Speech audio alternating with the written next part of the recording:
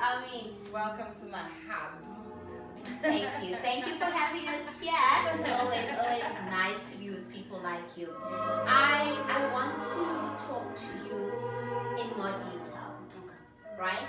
I want you listening to know and understand where this comes from. I want the person sitting at home to say, actually, I've got my paintings sitting underneath a chair somewhere or on top of my wardrobe somewhere. I need to take them out now and I need to do something about them. You know? So maybe just take us through your journey in art. Basically, since childhood, I was that child who colorisha is my thing. Like, I just wanted to color anything and everything.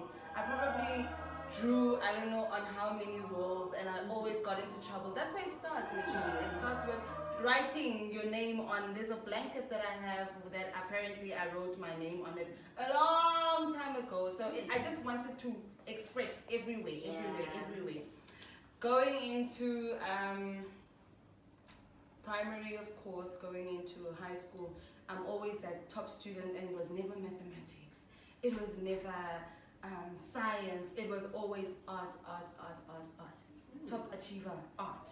When my mom gets that invitation, come to prize giving, she knew she's just going to get the certificate, art. And then you know what? She never ever said, it's just art. Yeah. I was always supported, you know. Art is expensive. I always used to get, my mom, that time she was a teacher at a creche. Let's not even call it a preschool. I want you guys to understand the intensity. Yeah. Go creche. Yeah. It's not like preschool. Yeah. But she always made sure I had the material I wanted. When I felt like, you know what, I want to express myself in this particular way, she supported. If I had a show, perhaps, if it was something maybe that included live performance, she was always there. Her ticket was bought. You know, she would buy for other people as well. So there was always that support as well. Cool. Going into varsity as well. I branched into filmmaking, so that is how I started to take things out regarding the arts. It was through film.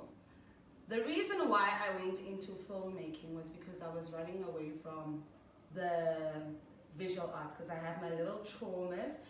Well, I can't call them little traumas because I was traumatized up until now when my artworks were sold. So I had like many artworks.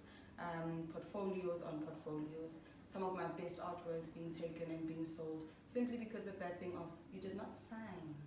Sign your artworks, guys. So they were sold overseas. I didn't make a cent from them, but whoever who sold them, I don't want to be, because there was an entire case, you know. So whoever who sold them clearly made a living out of my work, out of my emotion, out of, you know. So I just didn't want anything to do with it anymore. These particular artworks, literally, they like the I don't want to call it bottom of the barrel, because they are amazing, and there was a story that I was telling when I was making all of them, which I really did appreciate that moment as well.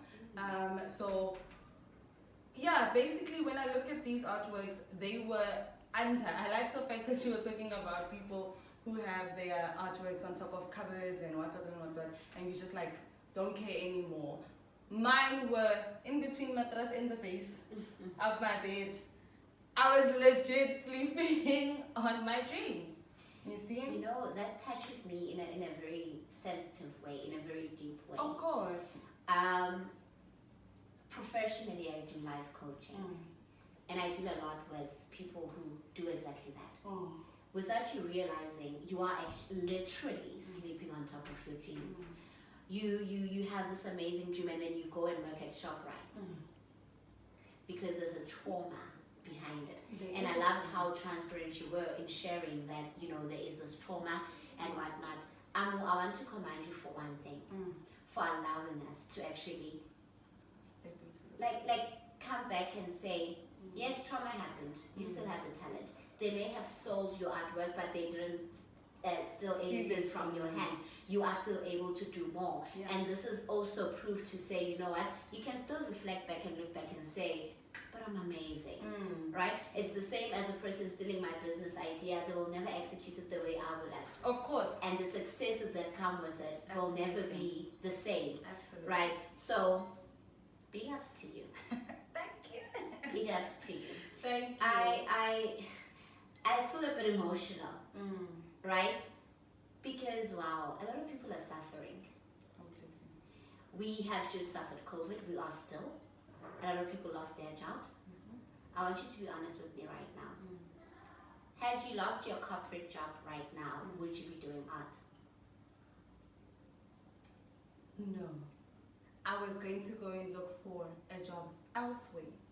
You know, I was still going to have these artworks underneath, because when I look into the art industry as well, right now, it's not shaking anymore. People are, you know, when you listen to this phrase of a starving artist, it's sad because we see it. We see our people who say, I can't do anything, I follow my passion and that's that. And they are starving within their passion. So the first thing that I would have thought about is, I've got bills to pay. I need to make sure that my life is also elevating, and then I'll go back to that thing. But you know that advert with the orange monkey? The chicken looking one. Yes. That orange monkey is always going to be behind you. Definitely. You see, you can sit in your office in corporate and that monkey is going to keep on, weighing you down. Or you know what, I see. We see you. We see what you're doing. But if anything, and then Rona, what about us? I know. You see? So I'm sorry to cut you, I'm going to take this into the spiritual world. Yes. For me, whether you like it or not, art, any kind of art, whether it's singing, yes, whether it's doing paintings, any form of art for me is the same as a person who heals. Of course. Right? Now, I'll take it a bit deeper than that so that you understand why your gift is so important. Okay. Right?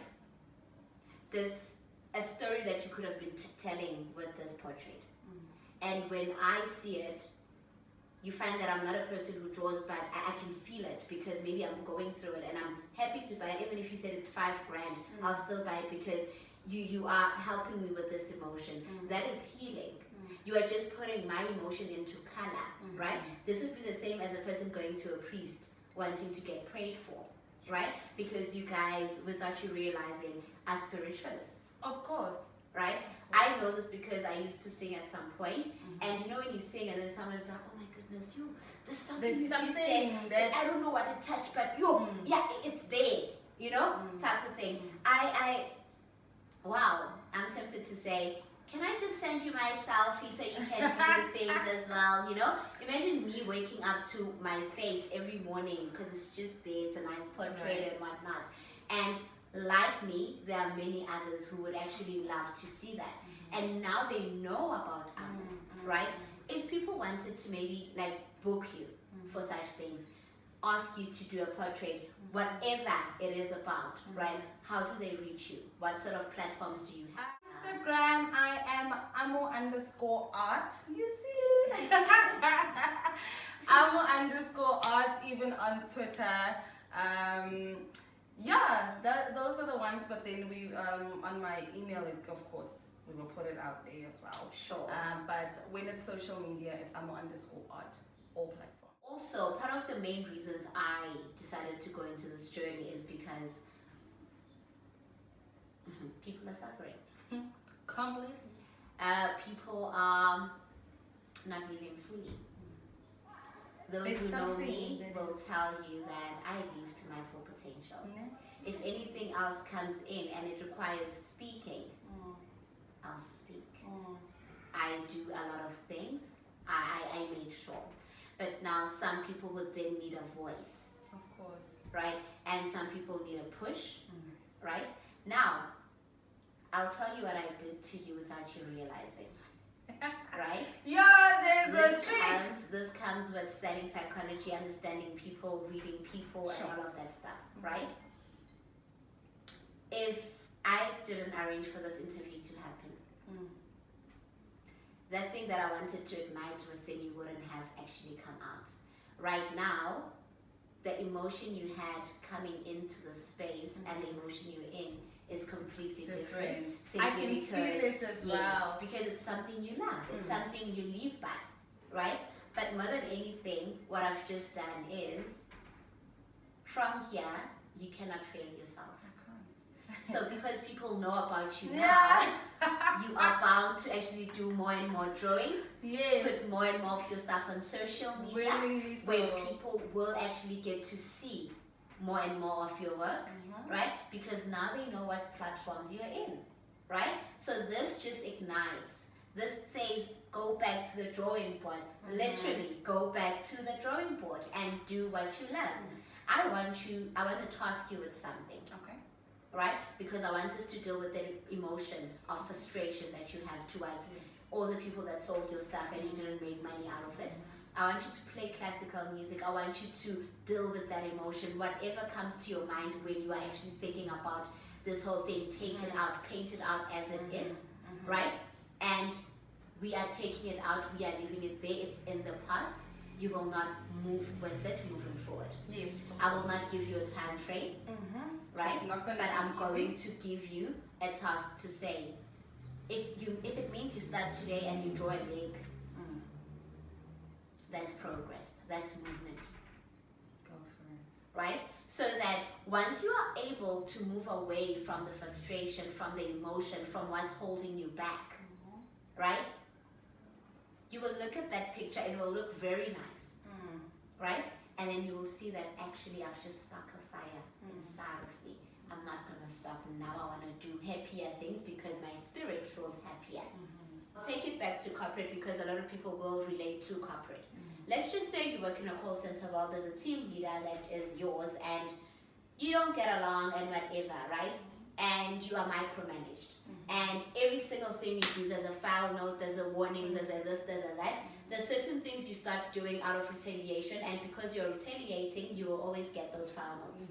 Up until you deal with that frustration that, you know what, I need to manage the manager instead. Right? So instead of always getting these file notes or getting a one-on-one and getting a coaching and getting whatever, I just need to make sure that I do everything right to avoid this person. And once I'm able to avoid this person completely, it means I have dealt with what the issue was initially. Then I can do my other things. Right? Just one last thing before we close up. Trust me, I can go on for days. Right? I truly appreciate that. I want you to speak to another Amo. Okay. I want you to speak to that person that's sitting at home. How does that work? Right? And this person has the same painting in between the mattress. This person has the same paintings underneath their bed. Some are folded, some are collecting dust, some are on top of, some they don't even know where they are. Right? And they've got this fire burning. Half the time they are depressed, they go through counseling, they go through whatever, but they cannot get to the bottom of it because they don't realize what it's about. It's actually about your passion that you are sleeping on top of. This person is yearning for words to come out of that hole that they are in. You are partially out of it. You are the best person to speak to these people. What message would you give to them? It's not going to be easy. If you rush it, you're going to trip and you're going to fall. But also falling doesn't mean you can't stand up. So you can definitely grow from it, take your time. I'm still taking my time. I'm not perfect at it at all. I'm not even halfway. But it starts with, let me try today. Let me try now. You know, when you are at that corporate job or shelf packing at a supermarket and now you're on lunch, grab that piece of paper, draw a flower.